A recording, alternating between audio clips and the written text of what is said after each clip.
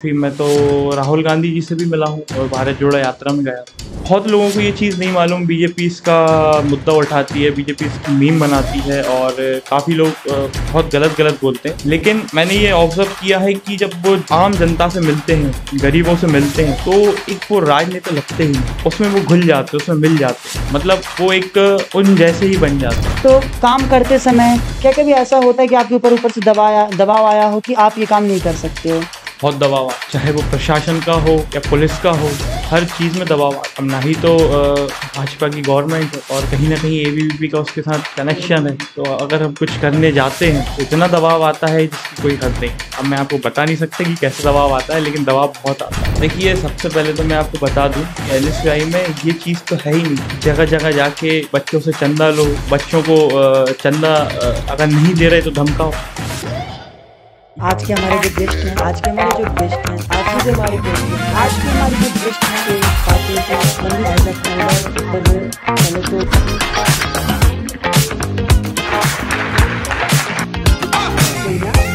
पहले तो आपसे सवाल पूछूंगा।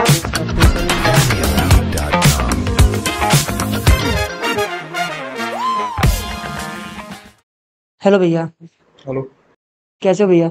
बस सब बढ़िया है, आप बताएं। सब इधर भी अच्छा। आज आपसे थोड़ी तीखी और अच्छी बातें करते हैं। बिल्कुल बिल्कुल। भैया पहले तो आप हमारे व्यूवर्स को अपना परिचय बता दीजिए। मैं यश शर्मा, फिलहाल स्टेट सेक्रेटरी हूँ एनएसयूआई। अभी कुछ ही 2 दिन पहले ये दायित्व मुझे दिया है एनएसयूआई ने, इसका पालन करूँगा। ये मेरा परिचय है, विदिशा का रहने वाला हूँ, हरिपुरा में निवास है। ओके। आपने एनएसयूआई अपने साथ एक टर्म जोड़ा, तो पहले मैं जानना चाहूंगा कि एनएसयूआई है क्या चीज? देखिए, एनएसयूआई है national student union of India. ये छात्र हितों के लिए काम करती है एनएसयूआई। जैसा कि आप सभी को विदित है कि हमेशा एनएसयूआई छात्रों के साथ खड़ी रहती है। एनएसयूआई का मकसद ही ये है कि छात्रों को कभी भी कोई समस्या हो तो एनएसयूआई सर्वप्रथम छात्रों के साथ खड़ी हो। एनएसयूआई का मतलब ये है। अभी हमने कुछ दिन पहले भैया एक वीडियो शूट की थी। हमारे जो गेस्ट थे वो एबीवीपी से थे। तो मैं सीधा सवाल पूछूंगा कि एनएसयूआई और एबीवीपी में क्या अंतर है? देखिए, मैं भी सीधा सवाल बताऊंगा आपको, सीधा जवाब दूंगा इसका कि एनएसयूआई और एबीवीपी में ये अंतर है कि एनएसयूआई है जो सेक्युलर है, ना ही तो जात देखती ना धर्म देखती, सिर्फ स्टूडेंटों की समस्या देखती है, स्टूडेंटों की प्रॉब्लम देखती है।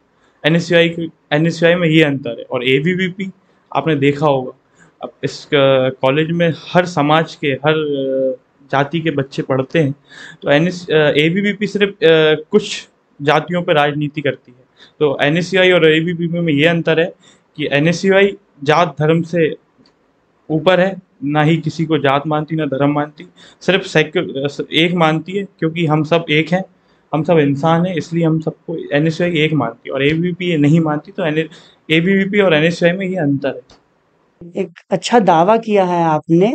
इस दावे के बीच में एक एलिगेशन लगता है भैया कि एनएसयूआई उसी वक्त ही क्यों दिखती है जब इलेक्शंस के बात हो रही हो।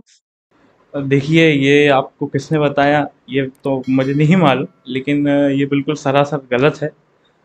अभी इलेक्शन नहीं आए, लेकिन आपने ये देखा होगा कि मैं आपको एक सच बात बता देता हूँ कि एनएसयूआई हमेशा दिखती है, दिखती नहीं, काम करती है। आपने देखा होगा कि अभी 1 साल पहले एसटी एससी ओबीसी बच्चों की स्कॉलरशिप नहीं आई थी, काफ़ी वर्ष हो गए थे, काफ़ी साल हो गए थे।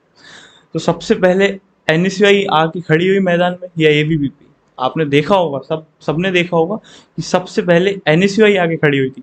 जब एनएसयूआई ने मुद्दा उठाया तब एबीवीपी आई। तो मतलब एनएसयूआई काम तो बराबर कर रही है। ओके, ये कहीं ना कहीं काउंटर बात है क्योंकि एबीवीपी की तरफ से ये सब आया था कि हमने पहल की थी।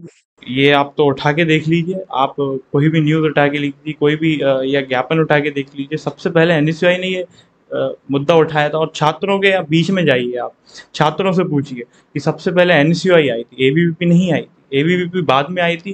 जब एनएसयूआई ने ये मुद्दा उठाया तो एबीवीपी को लगने लगा कि हमारी लाइमलाइट। हमारी राजनीति कम हो रही है, तो एबीवीपी आ गई। क्योंकि हम एनएसयूआई राजनीति कभी नहीं करती। एनएसयूआई का मकसद ये है राजनीति करने का नहीं। एनएसयूआई का मेन मकसद ये है कि स्टूडेंटों को प्रॉब्लम क्या आ रही है उसको सुलझाओ। राजनीति को सब कर रहे हैं, राजनीति हमें नहीं करना। ओके। तो भैया हमने आपके बारे में एक चीज़ पढ़ी कि आपका एक अच्छा पॉलिटिकल नॉलेज है आपको। आपने पॉलिटिकल साइंस आई थिंक अपना ग्रेजुएशन भी किया है। तो भैया क्या पॉलिटिकल बैकग्राउंड भी आपका पहले से रह चुका है? नहीं, मेरा कोई पॉलिटिकल बैकग्राउंड नहीं है। जो भी है मैं इंडिविजुअली कर रहा हूँ। ओके, तो भविष्य में कभी आप इलेक्शन लड़ने या इलेक्शन में आने का सोच रहे हो आप? अब वो तो भविष्य बताएगा। अच्छा, इस पे अभी कुछ नहीं कह सकते हैं हम। जी। भैया आप एनएसयूआई से कितने दिनों से, कब से जुड़े हो? जी, मुझे 4 साल हो गए। 4 साल। इस 4 साल के दौरान में आप कभी किसी कांग्रेस के ही बड़े नेता से मिले हो क्या कभी? हाँ, मैं तो राहुल गांधी जी से भी मिला हूँ और भारत जोड़ो यात्रा में गया था। अच्छा, तो कुछ ऐसी बात बताइए जो व्यूवर्स को और लोग जनता को ना पता हो राहुल गांधी के बारे में, क्योंकि लोग आज मीम बहुत बनाते हैं। तो कुछ ऐसी बात जो आपको लगता हो कि राहुल गांधी जी के बारे में लोगों को जानना चाहिए? राहुल गांधी जी के बारे में लोगों को ये बात जानना चाहिए कि आप जब भी वो जनता से मिलते हैं, क्योंकि मैंने ये ऑब्जर्व किया, मैं भारत जोड़ो यात्रा में गया, बहुत लोगों को ये चीज़ नहीं मालूम, बीजेपी इसका मुद्दा उठाती है, बीजेपी इसकी मीम बनाती है और काफ़ी लोग बहुत गलत गलत बोलते हैं। लेकिन मैंने ये ऑब्जर्व किया है कि जब वो आम जनता से मिलते हैं, गरीबों से मिलते हैं, तो एक वो राजनेता लगते ही नहीं। उसमें वो घुल जाते हैं, उसमें मिल जाते हैं, मतलब वो एक उन जैसे ही बन जाते हैं। और मैंने और दूसरे नेताओं में ये चीज़ देखी है कि वो किसी से मिलते हैं तो एटीट्यूड से मिलते हैं, या वो कैमरा होता है उनके पास या ऐसा होता है तो जनता को बताना चाहते हैं कि हम इनसे मिल रहे हैं। लेकिन मैंने राहुल गांधी जी में ये चीज़ देखी है कि उनको कोई कैमरे से मतलब नहीं, उनको कोई सोशल मीडिया लाइमलाइट से मतलब नहीं है। बस वो जिससे भी मिलते हैं, गरीब से मिलते हैं या मजदूर से मिलते हैं, किसी से मिलते हैं, तो वो उस जैसे हो जाते हैं। बिल्कुल उसको ऐसा लगने लगता है कि ये हमारा एक दुख दर्द का साथी है, ये हमारा साथ देगा। और नेताओं जैसे वो नहीं है। तो जनता को यही बताना चाहूँगा कि ये बहुत, जो उनकी छवि है उससे वो काफ़ी अलग है। मैं तो ये बोलना चाहता हूँ कि जनता बोलती है, बहुत लोग, जनता नहीं बोलती, जनता तो उन्हें बहुत प्यार करती है, लेकिन बहुत लोग बोलते हैं बीजेपी के हैं, एक बहुत अपोजिशन के लोग हैं जो राहुल गांधी जी पे एलिगेशन उठाते हैं। मैं तो उनसे ये बोलना चाहता हूँ, राहुल गांधी जी से आप 5 मिनट भी मिले हैं क्या? अगर 5 मिनट मिल लेंगे ना तो आपका जो पॉइंट ऑफ व्यू है पूरा चेंज हो जाएगा। यही जवाब हम भी सुनना चाहते थे आपसे भैया। भैया अगर मैं बात करूं तो जब पॉलिटिक्स की बात हो ही रही है, तो आपका जो फील्ड ऑफ वर्क है विदिशा, वहां पे बीजेपी का एक अच्छा खासा दबदबा है। और आप लोग कांग्रेस, कहीं ना कहीं मैं डायरेक्टली नहीं इंडिकेट कर सकता कि कांग्रेस से ही आप पॉलिटिकल पार्टी से बिलोंग करते हो, लेकिन एनएसयूआई कहीं ना कहीं उसका पार्ट है। तो काम करते समय क्या कभी ऐसा होता है कि आपके ऊपर ऊपर से दबाव आया हो कि आप ये काम नहीं कर सकते हो?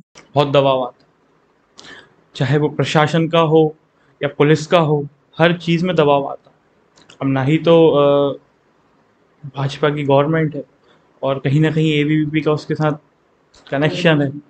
तो अगर हम कुछ करने जाते हैं तो इतना दबाव आता है जिसकी कोई हद नहीं। अब मैं आपको बता नहीं सकता कि कैसा दबाव आता है, लेकिन दबाव बहुत आता है। नहीं, कोई बात नहीं, क्योंकि ओपन कैमरा हम सारी चीजें इस तरीके की बात नहीं कर सकते हैं। तो भैया जैसे कि आप बात चल ही रही है, तो बीजेपी कांग्रेस आपस में कॉन्फ्लिक्ट चलते रहते हैं, कई कई बात संवाद लगे रहते हैं। उसी प्रकार से क्या एबीवीपी और एनएसयूआई कभी बात करती हो आपस में, या उनके बीच में कॉन्फ्लिक्ट चलती हो, उनके बीच में कैसा व्यवहार है? मैंने तो जितना भी देखा है और जितना भी मैं काम कर रहा हूँ, बढ़िया है, अभी तो सबसे अच्छे व्यवहार हैं। और मैं ये मानता हूँ कि ये लड़ाई एक आपस की नहीं रहती, ये तो एक ऑर्गेनाइजेशन की लड़ाई है, पॉलिटिकल लड़ाई है। पॉलिटिकल लड़ाई में वो भरे मंच पे बोलते हैं और हम मंच पे बोलते हैं, लेकिन जब आमने सामने मिलता है ऐसा कुछ नहीं रहता, क्योंकि ये पॉलिटिक्स है और पॉलिटिक्स में ये तो होता रहता है। सिर्फ मंच से ही हो, मंच से ही अगर ये चीज़ें हो तो अच्छा है, सामने आमने ना हो तो बेहतर रहेगा। नहीं, ये काफी जरूरी ये चीज होती है। लोगों को ये चीजें पता नहीं होती, लोगों को लगता है कि जैसे टीवी में दिखाया जाता है वैसे ही सामने चलता रहता है।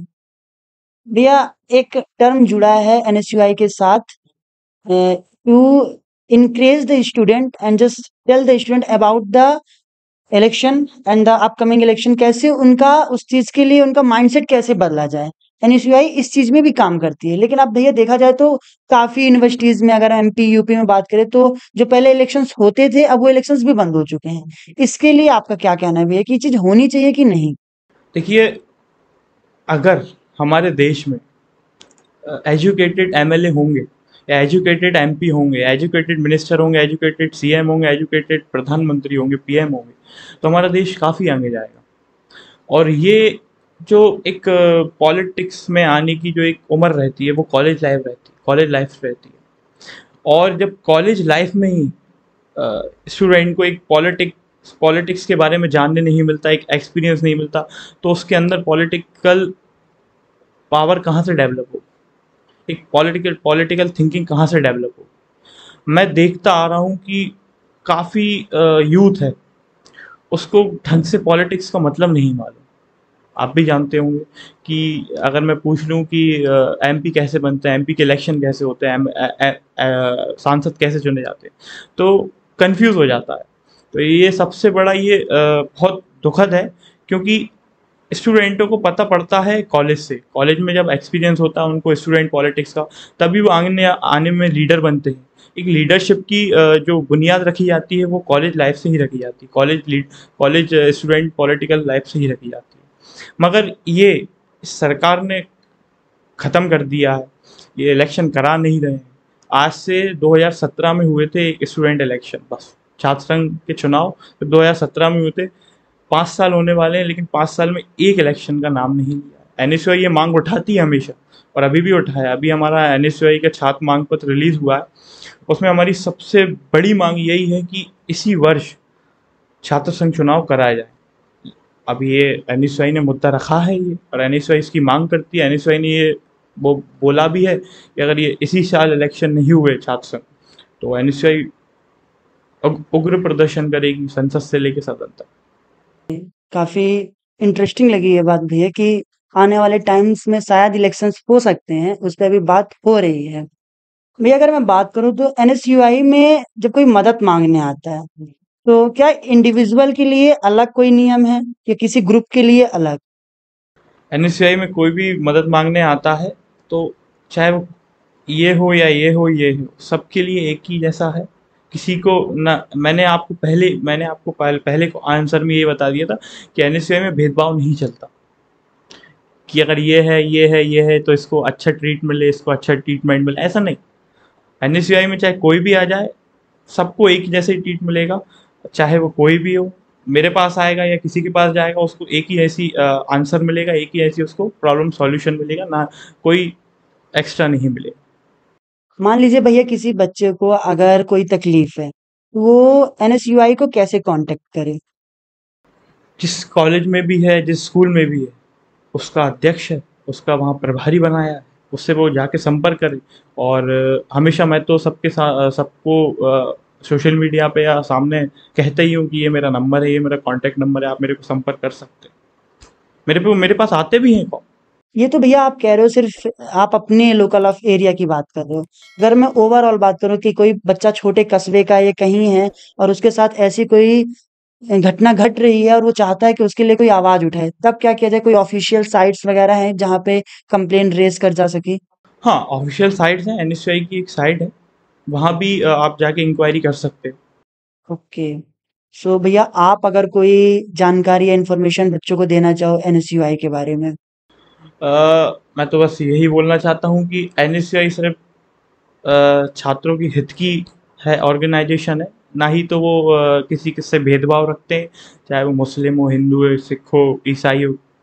एनएसयूआई का मकसद ही ये है कि सबकी सॉल्यूशन आपको सुधारना है। और कभी भी आपको कॉलेज में या यूनिवर्सिटी में, स्कूल में कभी भी छात्रों को कोई परेशानी आती है, तो एनएसयूआई सबसे पहले आगे खड़ी होगी। मैं तो यही संदेश देना चाहता हूँ। भैया अगर मैं बात करूं तो एबीवीपी का एक स्कीम चलता है फंडिंग को लेके, और काफी जगह हमने देखा है कि वो फंडिंग और कुछ चंदा टाइप का बोल के वो एक फंडिंग इकट्ठा करते हैं कि हम बच्चों के हित के लिए कुछ काम करेंगे आगे चल के। क्या भैया एनएसयूआई में भी कुछ ऐसा चलता है क्या? देखिए, सबसे पहले तो मैं आपको बता दूं कि एनएसयूआई में ये चीज़ तो है ही नहीं कि जगह जगह जाके बच्चों से चंदा लो, बच्चों को चंदा अगर नहीं दे रहे तो धमकाओ। मैंने ये ऑब्जर्व किया है कि बहुत जगह ऐसा होता है कि अगर एबीवीपी को कोई चंदा नहीं देता तो उन्हें धमकाते हैं।